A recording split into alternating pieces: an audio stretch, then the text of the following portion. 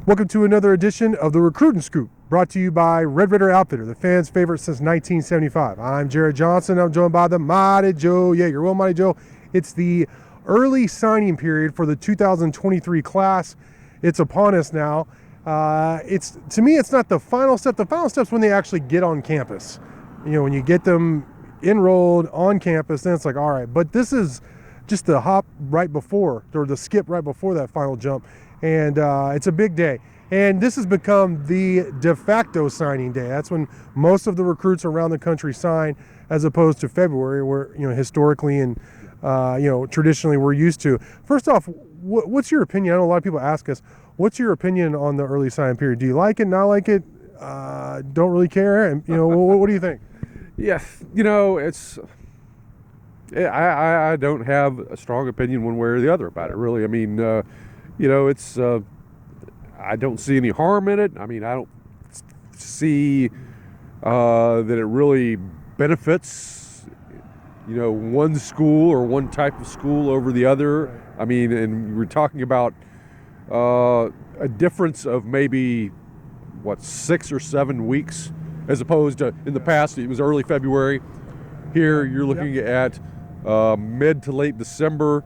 So, I mean, I don't see really temporally, just a huge difference there. So, I'm fine with it, Yep. Yeah, that's kind of how I feel. It makes for a very busy December, especially if now where Texas Tech's preparing for a bowl game, and be in Houston in a week and covering that. And then there's basketball, and then there's the transfer portal window. And then, oh, by the way, the signing day, bam. So it just, not to mention Christmas if you're, a family man and all that. So it makes for a very busy December, but oh well, right? Yep. I mean, that's what we signed up for. Speaking of signing, Texas Tech's expected to sign a top 25 class, a full class. I'm expecting 25 of the guys of the 26 guys on the commitment list to end up as Red Raiders. There's a couple of guys who are still being recruited heavily by other schools, but as of taping this, which might change by the time I actually post this, with the way recruiting is, I think Tech's in a really good spot. And they may not be done. I believe they're done, but they may not be done in terms of high school recruiting. But they picked up 3 commits overall, 1 a transfer, but in Quincy Ledet, but 2 big-time high school recruits on defense in the final official visitor weekend. All those guys visited Texas Tech over the weekend, and Texas Tech were able to land them. Justin Horn, just a freak of nature linebacker out of New Orleans, Louisiana, one of the top programs in Louisiana, and John Curtis. He actually just had a monster game in the state championship to help them win their 28th state championship or something all time, and he had almost 150 tackles over his senior season. He's also going to run track for Coach Wes Kitley. We could say his name and get it right this year. We're always calling Zach Wes, the offensive coordinator, the track coach's name. But no, Wes Kitley also picked up a state champion hurdler. So one of the top times in the country. So he's a very impressive athlete. I actually liked talking to him in the interview. He seems like a smart guy as well, not just an athlete. I'm really excited. He told me he's going to play inside linebacker. I think that's a big pickup, my Joe. And then Dylan Spencer, a 6'5", 240-pound defensive end, 4-star guy who had been committed to UT since March or something like that. He flipped to Texas Tech. He had offers from several schools, including LSU and Texas. So a big pickup there to bolster your defensive front. I mean, what do you think about those late additions to this recruiting class? Yeah, definitely closed with a major flourish there. With Horn, he looks like, sometimes you'll see track guys who try to play football, and they're track guys, and they don't pan out on the football field. Usually they're not tough enough. Mm-hmm. That's what it comes down to. But this guy seems like, no, it doesn't seem like it is. He's a football player who runs track. That's what you want. So a really super, super fast athletic guy, big enough. Tech is, they really emphasized Louisiana with this recruiting class. Hits several guys there. We'll see how that pans out. Mike Leach did some of that, and had some success, had some hits, had some misses. But it's interesting that Tech is going back that route again. Spencer, I mean, he's a monster. He really is. 6'5", 240. You know, he looks like he's built to go right now. Yeah. And he's kind of, no, didn't kind of, he did dominate. He was just too much for most of the offensive linemen that he was facing. And I expect him to come in and make a pretty big impact. Yeah, and I think you mentioned the track part of it. We both talked about the track part of with Horn. That's going to be a major storyline you'll hear about Texas Tech signing day is, they signed the fastest, or they're signing the fastest recruiting class in the country. There are actual ways to show that. They have 10 guys who have registered like nationally important, big-time numbers in terms of different events, sprinting events or hurdling events.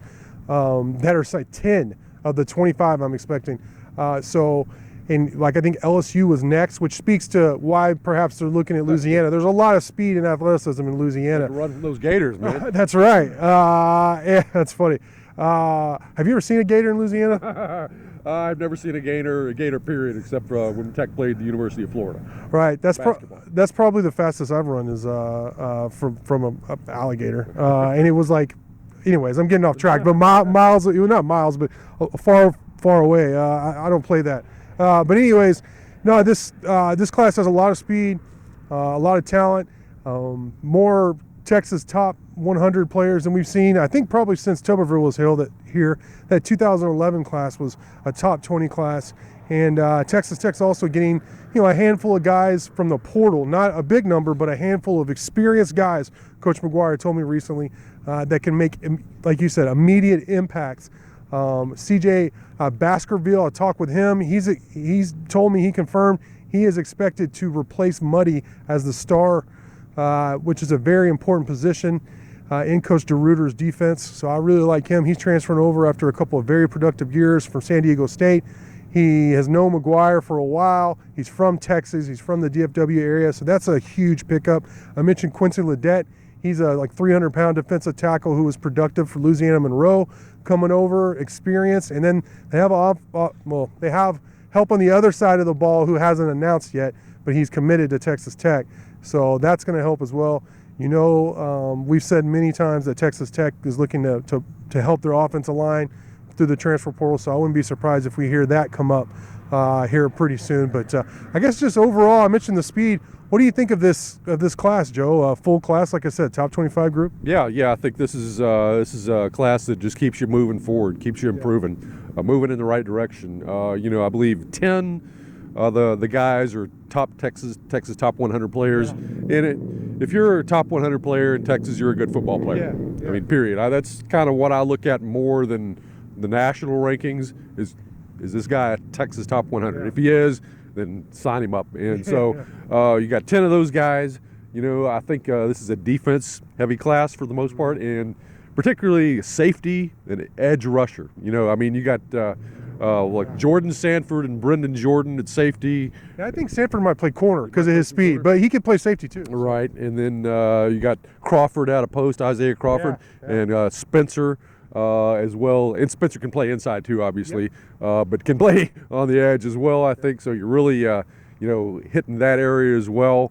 Quite a few West Texas guys as well. Right when he first signed on with Texas Tech, Joey McGuire said that West Texas guys were going to be a key building block, and they were going to emphasize keeping these guys at home. And he's been as good as his word so far. So as born and raised West Texan, I'm very happy to see that as well. Yeah, we haven't even mentioned Strong, the quarterback, who I really like out of Justin Northwest, but very good player, dual threat quarterback. He's going to be here early. There's going to be several, a handful of guys who are enrolling early and get a jump start, spring ball and get acclimated to being at college and away from home, all that entails, which I think helps dramatically speed up in terms of will they be able to make, or how soon they'll be able to make impact, on Saturdays. But I think that's a good point. Guys like Caden Carr, in terms of trying to keep that fence around West Texas. And, guys like Caden Carr, John Curry at linebacker. Dude from Clarington, Jamari Davis. Yeah, Jamari Davis, who I think will play safety for you, is a really good player. There's, they got a handful of West Texans who are good players. So that's been really interesting for me in the decade I've been here and covering recruiting, where, there weren't a handful of guys that I thought would go anywhere Division I from West Texas.